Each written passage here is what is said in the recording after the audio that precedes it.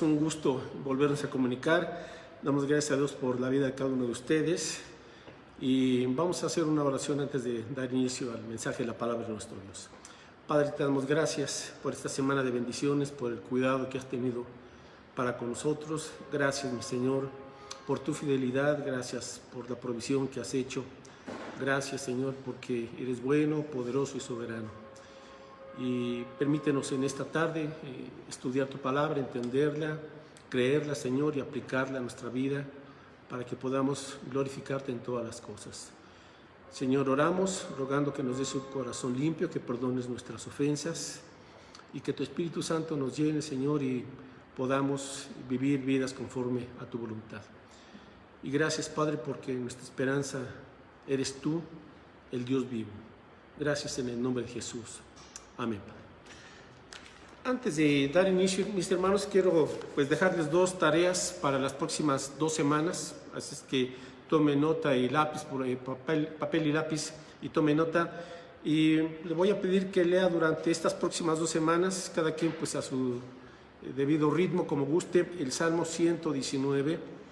Salmo 119 es el salmo más extenso de la Biblia, entonces va a tener 2 buenas semanas para estar ahí también en comunión con Dios a través de su palabra. Bueno, esa es la primera tarea, ¿sí? Salmo 119. Y la segunda tarea es que le voy a pedir que escriba a mano los 5 capítulos de la primera carta del apóstol Pedro. Tiene 2 semanas y puede hacerlo en un cuaderno que tenga por ahí, en algunas hojas, como usted guste, pero va a escribir usted a mano, no en computadora, sino de su puño y letra. Y el propósito es que usted pueda, mientras vaya escribiendo y copiando fielmente lo que dice la Biblia, pueda ir meditando, pueda ir reflexionando y pueda también ir estando atento a la voz de Dios para que usted discierna la voluntad del Señor y lo que Él tiene para usted, ¿sí? Entonces, repito, leer solamente el Salmo 119, solo lectura. Y escribir a mano la primera carta del apóstol Pedro, que son 5 capítulos.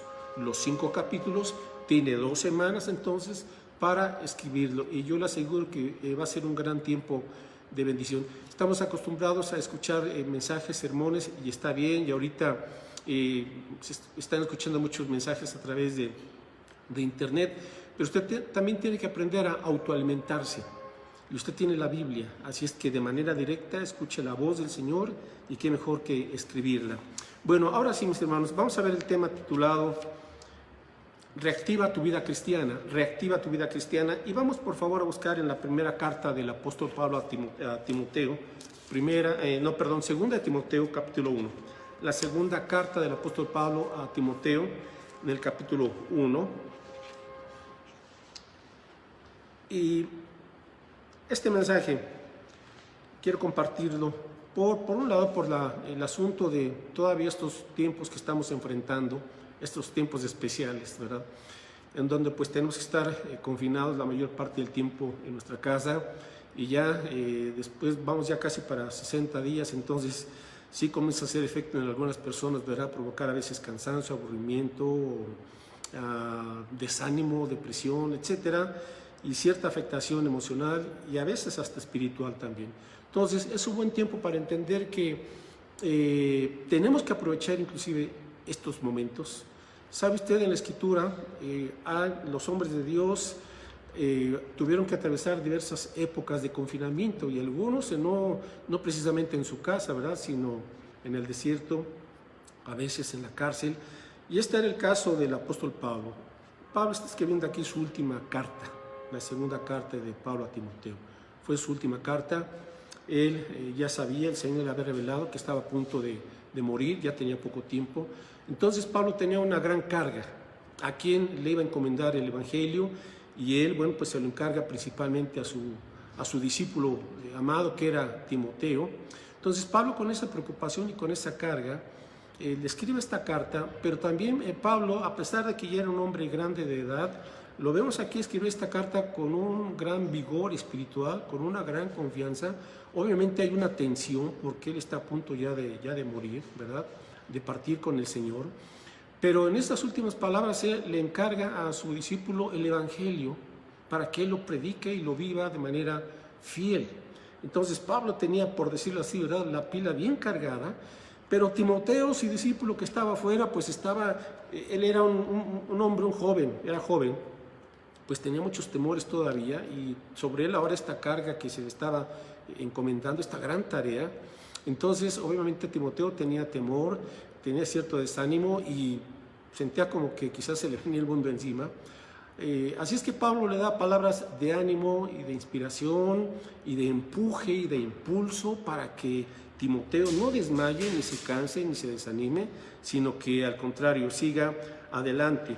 Así es que Pablo le da estos consejos para que Timoteo pueda avivar su vida. Y busque por favor en 2 Timoteo capítulo 1, en el verso 6, y dice aquí el apóstol Pablo: por lo cual te aconsejo que avives el fuego del don de Dios que está en ti por la imposición de mis manos. Porque no nos ha dado Dios espíritu de cobardía, sino de poder, de amor y de dominio propio. Por tanto, no te avergüences de dar testimonio de nuestro Señor, ni de mí, preso suyo, sino participa de las aflicciones por el Evangelio según el poder de Dios. Y aquí está la clave: según el poder de Dios. ¿Cómo tenemos que enfrentar la vida? Según el poder de Dios. ¿Por qué? Porque tenemos que reconocer que tenemos flaquezas, debilidades, tropiezos, ¿verdad? Y pues somos humanos, y aún como creyentes todavía tenemos luchas con la carne, pero el apóstol Pablo entonces nos anima, al igual que a Timoteo, y le dice: según el poder de Dios. Y antes de entrar de lleno ya a los elementos que Pablo le aconseja aquí a Timoteo para reavivar esa fe, para avivar esa vida cristiana, lo primero que le dice aquí Pablo es: bueno, Timoteo, aviva.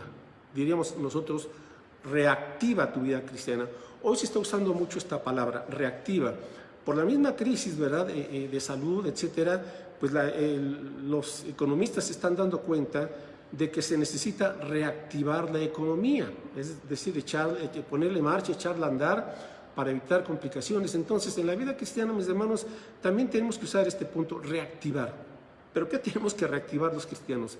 La vida espiritual, porque de ahí parte todo. Tenemos que reactivar nuestro caminar en Cristo, tenemos que reactivar o avivar ese gozo, esa fe, ese amor, esa confianza en el Señor. Y como dice la Escritura, nuestra esperanza no está en lo material, en las cosas, sino nuestra esperanza está en el Dios vivo. Esa es la gran diferencia. Nuestra esperanza está en el Dios vivo. Entonces, Pablo le dice: Timoteo, es tu responsabilidad, o sea, a ti te corresponde avivar. O sea, a ti te corresponde como creyente reactivar tu caminar auténtico y pleno en Cristo. A veces por el tiempo, a veces por esta contingencia, como que nos vamos decayendo, vamos descuidando algunos elementos, y a veces como que queremos andar con un pie en el mundo y otro en las cosas de Dios. No, tenemos que hacer un alto y entender que esta pausa que el Señor ha permitido a nivel mundial es una pausa, por un lado, para la iglesia, para los cristianos, para que estemos a cuentas con Dios y para que recuperemos esa vida brillante, intensa y plena en Cristo Jesús. Ahora, por otro lado, dice en el verso 7, nos da el fundamento: porque no nos ha dado Dios espíritu de cobardía, ¿verdad? Y ahorita es algo que está contagiándose en la gente, es un espíritu de temor, de miedo, de incertidumbre y hacia el futuro. Pero dice el apóstol Pablo: Dios no nos ha dado ese tipo de espíritu de cobardía ni de temor, sino nos ha dado un espíritu de poder, de amor y de dominio propio. Es decir, el Espíritu Santo que habita en nosotros nos da estos elementos de poder, es decir, la capacidad para hacer la voluntad de Dios.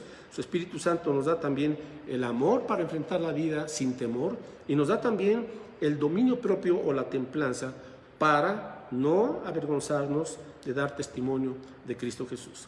Ahora sí, vamos al capítulo 3, 2 Timoteo capítulo 3, y en los versos del 1 al 9, que no los vamos a leer todos, antes de entrar ya de lleno en sí, Pablo le dice a Timoteo: Timoteo, debes saber esto, que en los postreros tiempos, los últimos tiempos, vendrán tiempos peligrosos, los postreros días. Entonces hay una advertencia, y aquí Pablo comienza a enumerar las características de la gente de los últimos tiempos. Entonces la gente dice, serán hombres amadores de sí mismos, avaros, vanagloriosos, soberbios, blasfemos, desobedientes a los padres, ingratos, impíos, sin afecto natural, implacables, calumniadores, intemperantes, crueles, aborrecedores de lo bueno. Y observa el verso 4, traidores, impetuosos, infatuados, amadores de los deleites más que de Dios, que tendrán apariencia de piedad, pero negarán la eficacia de ella. A estos evita. Y este es el punto, que podemos caer en un momento dado en una apariencia de piedad, los cristianos, sin estar viviendo la realidad de la vida cristiana. Entonces Pablo da una advertencia, dice, en estos últimos tiempos, antes de que Cristo venga, las cosas se van a poner más violentas, y habrá una mayor inmoralidad. Dos características de estos últimos tiempos, violencia e inmoralidad. Bueno, ahora sí, dice el apóstol Pablo, entonces, la gente que tenga este estilo de vida, nos advierte en el verso 9, no irán más adelante, porque su insensatez será manifiesta a todos, como también lo fue la de aquellos. Así es que a veces pensamos que la gente o la cultura del mundo, con su estilo de vida, que se olvida de Dios, pero solamente se está enfocando en lo externo, en las apariencias, en lo mundanal. Dice el apóstol Pablo, toda esa gente tarde que temprano va a decaer, punto. Pero los creyentes, y aquí vemos en el versículo 10, pero, la gran diferencia, pero tú, ¿verdad? A ti, Timoteo, tú como creyente debes de seguir, tú has seguido. Ok, y aquí entramos, mis hermanos, y vamos a ver estos elementos, cómo avivar nuestra vida en Cristo, cómo reactivarla de acuerdo al plan de nuestro Señor. Bueno, número 1, Pablo le dice, pero tú, Timoteo, has seguido. Entonces, número 1, si usted quiere reactivar su vida cristiana, debe de seguir modelos alentadores en Cristo. Seguir modelos alentadores en Cristo. Todos estamos siguiendo a alguien, ¿verdad? Y más ahora con esta moda de internet y cuántos seguidores tienes, ¿verdad? Y cientos y miles o millones, pues el punto más importante es que yo sea un seguidor fiel de Cristo. Pero en este caso yo debo de buscar un modelo alentador en Cristo en quien yo pueda o a quien yo pueda seguir, a alguien que me esté dando consejos, de quien yo aprenda, de quien reciba orientación, a alguien a quien yo pueda rendir cuentas, porque mis hermanos, a veces un problema en la vida cristiana es de que nos concretamos solamente con asistir a un culto, pero no tenemos una conexión con un padre espiritual o una madre espiritual o alguien que nos esté escuchando, comunicándose con nosotros y también guiándonos. Entonces, Pablo era un padre espiritual para Timoteo. Timoteo era un hijo espiritual de Pablo. Y entonces Pablo le dice, pero tú, Timoteo, has seguido. Y ese es el principio. Yo debo de seguir, debo de tener buenos ejemplos de quienes imitar, ¿verdad? A quienes seguir y que puedan esos creyentes en Cristo, esos creyentes maduros, puedan ser un modelo, puedan ser un ejemplo para que yo pueda también imitar sus pisadas. Pablo dijo, sed imitadores de mí, así como yo de Cristo. Entonces, por un lado, usted debe cada año, debiese de tener una persona en quien estar invirtiendo su vida en Cristo. Cada año una persona. O usted cada año debe de buscar un modelo, un creyente maduro, a quien rendir cuentas, de quien aprender y con humildad estar dispuesta a escuchar consejo, a recibir oración, ánimo, ¿verdad? Pero debemos de tener esos modelos alentadores como era el caso. Entonces Pablo le dice en primer lugar, Timoteo, tú has seguido. Número 2, el otro elemento para reactivar nuestra vida cristiana. Ahora, ¿qué es lo que había seguido Timoteo de Pablo? Dice aquí, pero tú has seguido, en el versículo 10, tú has seguido mi doctrina, conducta, propósito, fe, longanimidad, amor, paciencia, persecuciones, padecimientos, como los que me sobrevinieron en Antioquía, en Iconio, en Listra, persecuciones que he sufrido y de todas me ha librado el Señor. Bueno, aquí están los elementos. Entonces, número 1, debemos de seguir modelos alentadores en Cristo. Número 2, debemos de aprender y enseñar doctrina. Dice, tú has seguido mi doctrina. Entonces, Pablo tenía una doctrina muy clara. Doctrina significa enseñanza. Así es que el apóstol Pablo tenía una enseñanza, una doctrina muy fundamental y sana doctrina, que eran las Escrituras.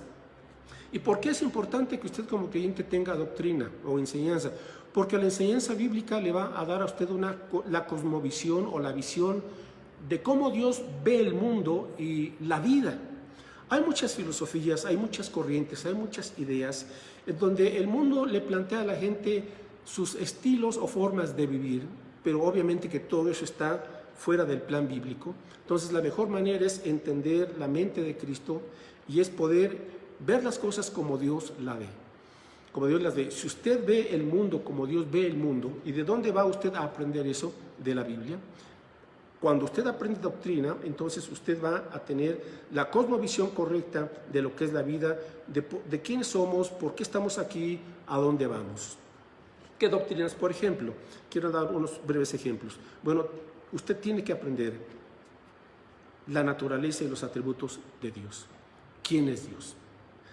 La enseñanza más importante en la vida es entender quién es el Dios Trino, porque de aquí corre todo lo demás. Si usted tiene un entendimiento incorrecto de Dios, pues su vida se va a torcer. Entonces, qué importante es ir a la Escritura para entender quién es Dios, Dios Padre, sus atributos, por ejemplo, su santidad, su justicia, su amor, su bondad, su gracia, su omnipotencia, su omnisciencia, el Dios que es infinito, que es espíritu, etc.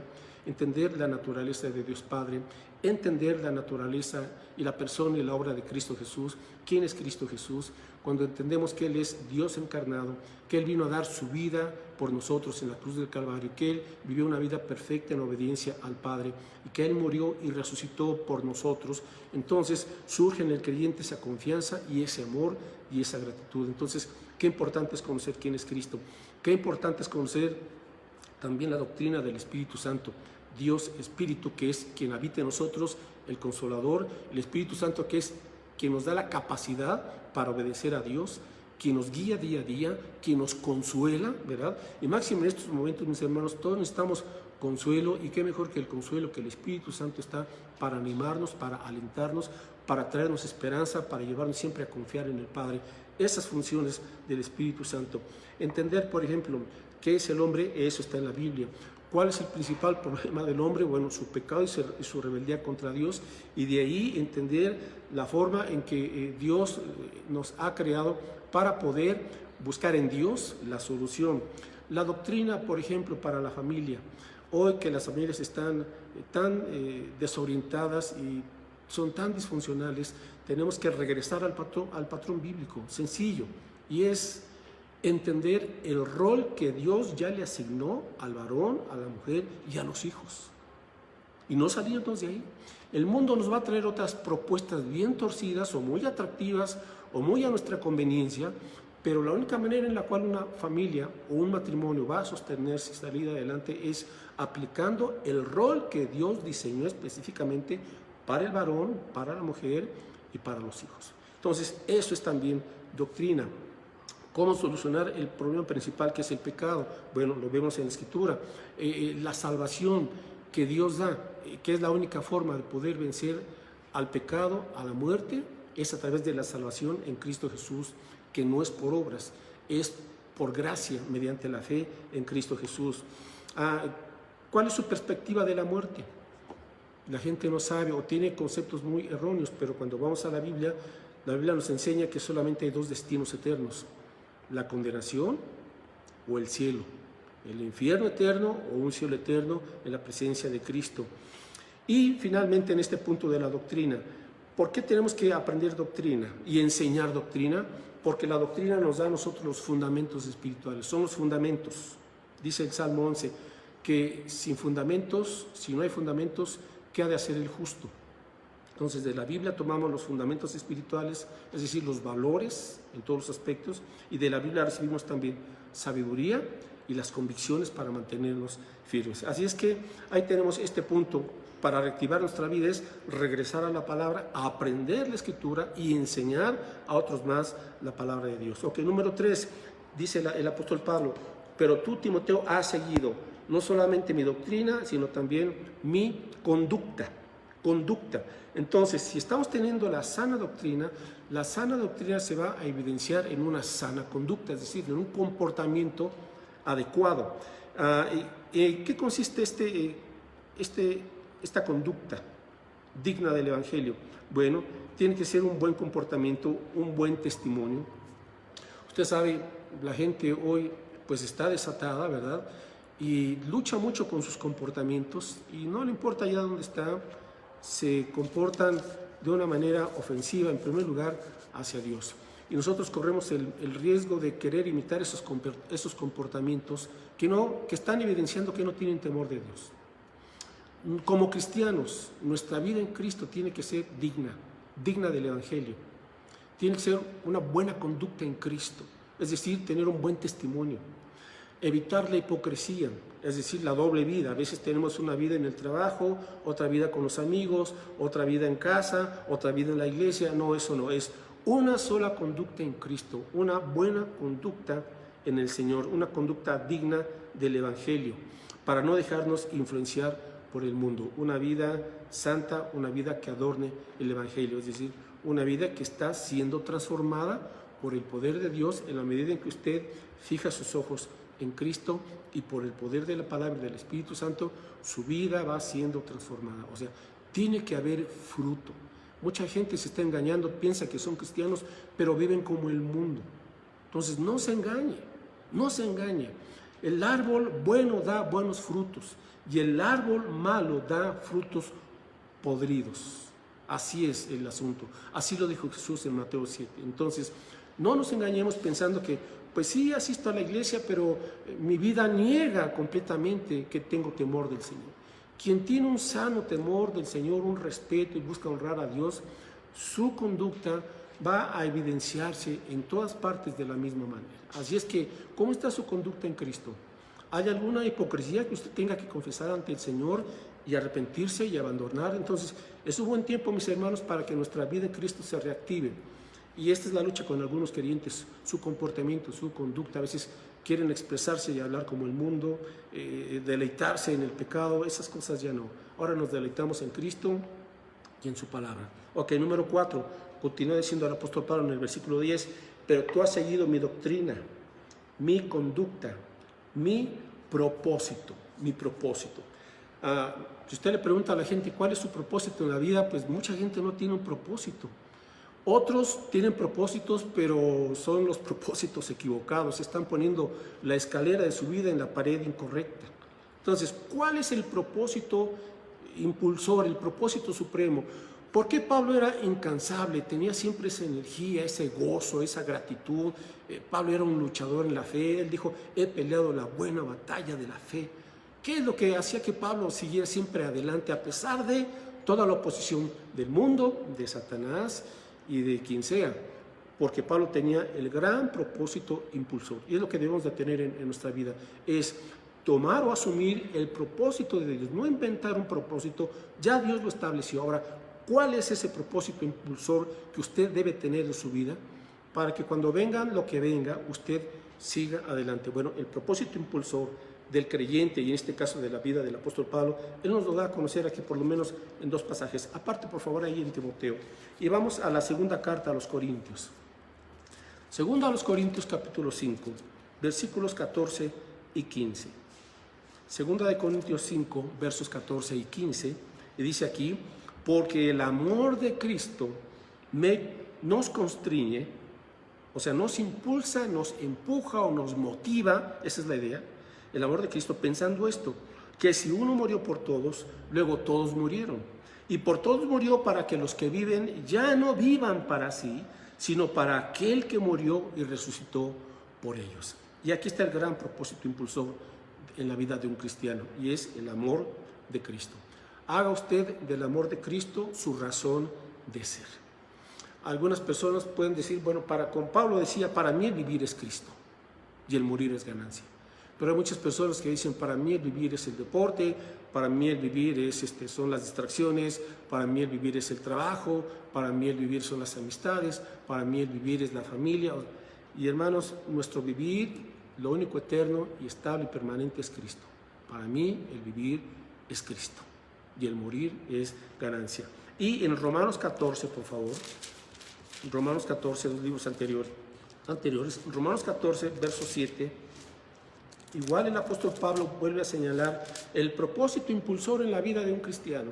No son las cosas materiales de este mundo, porque todo aquí termina, se desgasta y se acaba, pero dice aquí en versículo 7, Romanos 14, 7, porque ninguno de nosotros vive para sí y ninguno muere para sí. Pues si vivimos, para el Señor vivimos, y si morimos, para el Señor morimos. Así pues, sea que vivamos o que muramos, del Señor somos. Porque Cristo para esto murió y resucitó y volvió a vivir, para ser Señor, así de los muertos como de los que viven. Bueno, ¿cuál es el propósito supremo de su vida? Si no lo sabía o si tenía un propósito equivocado, corrija. Y el propósito correcto debe ser: Señor, vivo para ti. Cada día que Dios nos permite de vida debe de ser un día que glorifique a Cristo. Sea en su trabajo, sea en tu escuela, joven, sea en casa, sea en el ministerio, donde sea. Pero nuestro gran propósito debe ser vivir para Cristo. Ahora, ¿por qué? Porque en la medida en que usted conoce a Cristo, usted valora la vida, la muerte, la resurrección de Cristo y cuánto Cristo nos ama. Usted se vuelve un creyente agradecido y entonces para usted se vuelve una necesidad y un gozo y un deleite vivir para el Señor. De otra manera, habrá muchas cosas que nos van a distraer de esta vida. Y déjeme decir algo: si usted no está viviendo para Cristo, usted está desperdiciando su vida. Esa es la verdad. Pero cuando usted vive para Cristo, todas las cosas comienzan a tomar su debido lugar y entonces usted aprovecha y comienza a ver un fruto precioso y un fruto abundante. Porque todo lo que es puesto en las manos de Cristo, Él lo devuelve bendecido y multiplicado, con mucho fruto, porque así es su bondad y su generosidad. Ok, número 5, regresamos a 2 Timoteo 3. 2 de Timoteo 3:10, y dice el apóstol Pablo: pero tú has seguido mi doctrina, mi conducta, propósito. Y ahora él habla de fe. ¿Qué reactiva la vida cristiana? Bueno, la fe, pero aquí se podría traducir quizás mejor fidelidad. Fidelidad. El creyente necesita aprender a ser fiel a Cristo, a asumir un compromiso con el Señor, y ese compromiso es la fidelidad hacia Cristo. Él dijo: permaneced en mí. El que permanece en mí y mis palabras en vosotros, pedid todo lo que quisiereis y os será hecho. Permaneced en mí. Esa es la fidelidad. ¿Sabe? Tenemos que seguir a Cristo fielmente. Y seguir a Cristo fielmente tiene que hacerse todos los días. Seguir a Cristo no es por temporadas. Hay gente que sigue a Cristo por temporadas. Viene diciembre y pues se sienten un poquito más espirituales y siguen a Cristo ahí, ¿no? O viene Semana Santa y también un poquito más de espiritualidad y ahí está, seguir a Cristo. Y luego les llega el agua al cuello, ¿verdad? Y tienen problemas que no pueden con ellos y entonces se acuerdan del Señor y le siguen momentáneamente mientras el Señor hace ahí un milagro, les quita esos problemas, y luego que resuelve el Señor ese problema, se olvidan de Cristo. No, hermanos, seguir a Cristo no es por temporadas. Seguir a Cristo es todos los días, de lunes a domingo. Vivimos para Cristo, ser fieles al Señor, asumir un compromiso. Y ser fieles también significa aprender a ser confiables. Confiables. Dios derrama sus bendiciones abundantes por aquellos creyentes que están demostrando su confiabilidad. Es decir, a quienes Dios puede decir: te voy a confiar estas bendiciones porque sé que eres un creyente confiable. ¿Es usted un creyente confiable? Bueno, pues tenemos que aprender a ser confiables, a ser leales a Cristo, a ser fieles, a permanecer en el Señor. Escuche una cosa: en Cristo la vida cristiana no tiene vacaciones, ¿eh? La vida cristiana es una vida diaria. Ahora, no estoy diciendo que no se tomen las vacaciones, estoy hablando de que nuestro compromiso con el Señor debe de ser todos los días, en todo tiempo. Fieles, dice Pablo: tú has seguido mi fidelidad, fidelidad a Cristo. Seguimos, dice el apóstol Pablo: tú has seguido, Timoteo. Y aquí menciona esta palabra: longanimidad. Longanimidad. bueno, ya es una palabra que casi no se usa, se desconoce, y tiene varios significados. Permítame brevemente decirle qué significa aquí longanimidad. Significa mantener el estado de ánimo elevado. Ese es un significado. Mantener el estado de ánimo elevado, en las buenas y en las malas. Ahora sí, hermanos, hay rachitas a veces en donde nos desanimamos, nos sentimos medio apachurrados, pero aquí es donde entra el reactivar nuestra vida en Cristo. Es mi ánimo, Señor, no tengo por qué estar viviendo todo el tiempo desanimado, ni deprimido, ni nada. Longánime, mantener mi ánimo elevado, es decir, seguir adelante, no desmayar, ser un creyente persistente en Cristo que no se da por vencido, que aunque haya complicaciones, no nos damos por vencidos, persistimos en Cristo, tenemos ánimo. Pero a veces hay creyentes que son tan inmaduros y tan débiles en la fe que con cualquier problemita, alguien no les habló, no les saludó, no les dijo, no les hizo un favor, se desaniman, dejan de leer la Biblia, dejan de orar, se retiran de la iglesia. Hermanos, tienen un carácter de chocolatito todavía que con cualquier calor se derriten fácilmente. No, hermanos, usted tiene que ser un creyente persistente. Eso es la longanimidad. Es decir, mantener mi estado de ánimo elevado a pesar de que las circunstancias digan otra cosa. Pero el otro significado de longanimidad, o sea, es constante. Por un lado es constancia, mantente constante, ¿verdad? Esa sería la idea, constante. Pero constante también, ¿por qué? Porque el diablo nos va a querer poner el pie y nos va a querer tumbar. Entonces tenemos que ser constantes. ¿Cómo nos va a querer tumbar Satanás? Con tentaciones, con presiones, ¿verdad? Con una de sus armas favoritas de Satanás es utilizar las críticas de los demás. O sea, las personas difíciles. La gente difícil, sus comentarios sarcásticos, sus chismes, todo eso a veces hace que un cliente se desanime y diga, no, pues ya para qué continúo adelante si me dijeron que esto está mal, esto no les gustó, aquí y allá. Y el enemigo entonces de esta manera busca quebrar nuestra constancia. Ahora, ¿sabe usted? El Señor Jesús tuvo toda clase de oposición durante su ministerio. Y era la gente utilizada por Satanás que siempre estaban señalando, juzgando, criticando y buscándole cualquier cosa leve por ahí para acusarle. Pero Jesús nunca tuvo ningún pecado, ningún error. Pero a pesar de toda esa crítica, el Señor Jesús siempre permaneció lleno de amor. Vaya, todo un reto. Y el Señor Jesús nunca se amargó ni tomó venganza de sus opositores. Es más, cuando Él estuvo en la cruz del Calvario, ¿cuál fue una de las últimas palabras de Jesús? ¿Usted recuerda? Padre, perdónalos porque no saben lo que hacen. Esa es la longanimidad, constancia a pesar de las personas difíciles. Quizás usted tiene un compañero de trabajo difícil, ¿verdad? Que tiene un carácter quizás muy inconstante o muy explosivo, o a veces en casa hay alguna persona muy difícil. Bueno, tenemos que tener la capacidad de soportar, de no amargarnos, ¿verdad? Sino al contrario, recuperarnos de esas críticas y ser constantes. Longánimes, dice Pablo a Timoteo, tú has seguido mi constancia. Mis hermanos, reactivar la vida cristiana significa, si usted se desanimó por algún comentario, por alguna ofensa de alguien, usted no puede decir, Señor, pues me ofendió y ya hasta aquí paro todo, ¿no?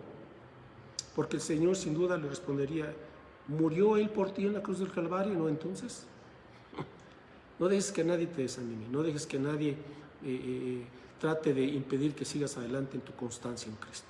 Bien, continuamos. Y dice Pablo, tú has seguido mi amor, el amor de Cristo. Es decir, el séptimo punto sería, muestra tu amor eliminando tu egoísmo. Muestra tu amor eliminando tu egoísmo. El amor bíblico, que es muy diferente al amor del mundo. El amor bíblico es el amor que piensa en los demás.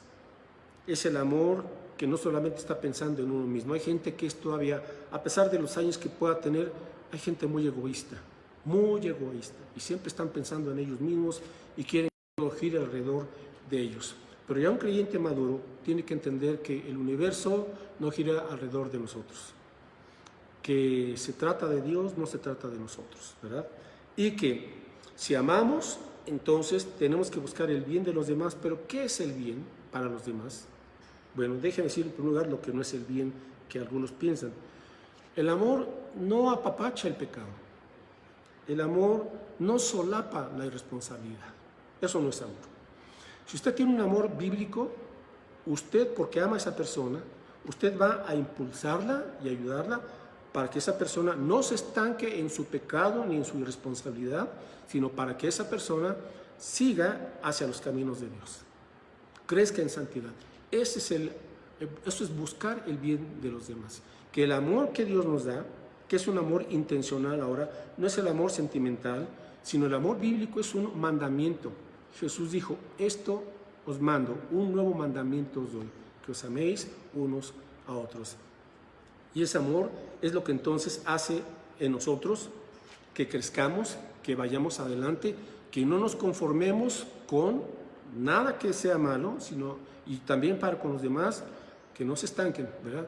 Sino que si le amo, pues voy a procurar que supere esas barreras. No podemos tampoco forzar a la gente, pero no tampoco vamos a estar solapando la maldad, ni el pecado, ni la irresponsabilidad. El amor busca la santidad. Y concluyo con esto, versículo 10. Y tú has seguido, Timoteo habla de la paciencia.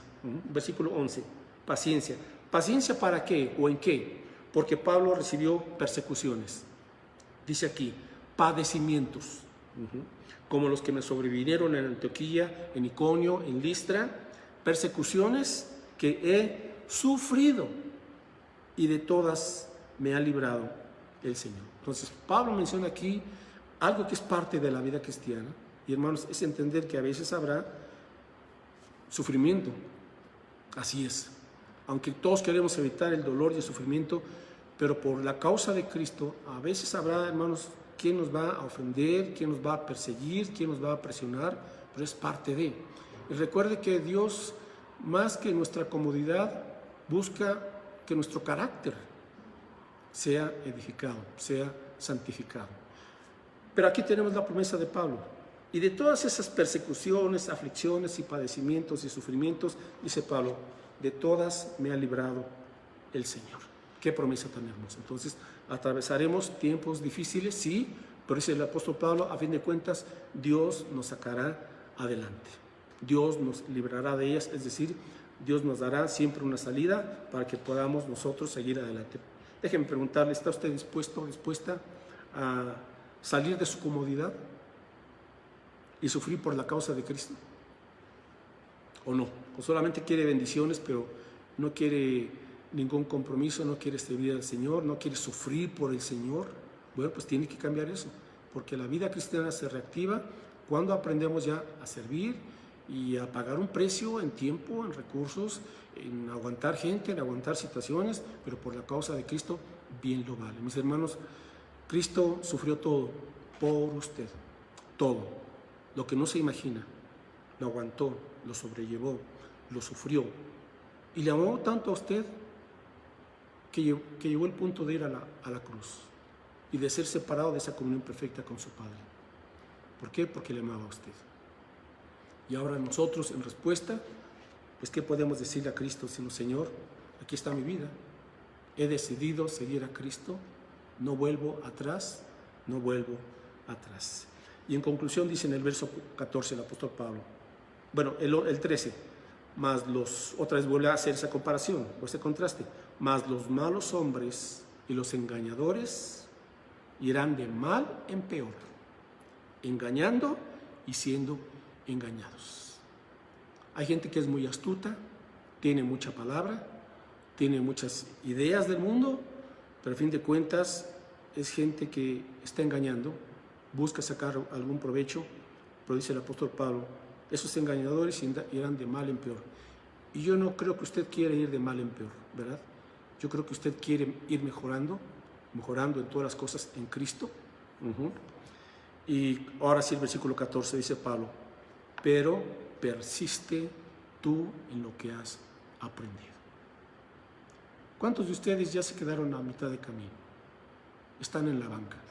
Bueno, es tiempo para que usted regrese al Señor y persista. Si cayó, tropezó, se alejó un tiempo, bueno, venga.